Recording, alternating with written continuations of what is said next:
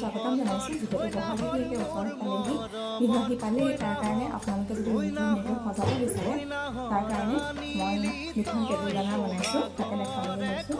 এখন প্ৰথমখন যদি আপোনালোকে বিচাৰে অৰ্ডাৰ কৰিব পাৰিব। গামোচা ষ্টাইলৰ হয়। মই অকল টেবুলত কৰাৰ কাৰণে লৈছোঁ। কোনো যাতে কমেণ্ট নকৰে গামোচা অপমান কৰিছে বা দিয়া মই কোনো বহা জেগাৰ কাৰণে দিয়া নাই। এনেকৈ আৰু ছাইডত এনেকৈ ৰেড ৰেড লগাই দিছোঁ আৰু এনেকৈ চুককেইটা ওলেৰি বহি দেখি দিছোঁ। কেনেকুৱা লাগিছে জনাব।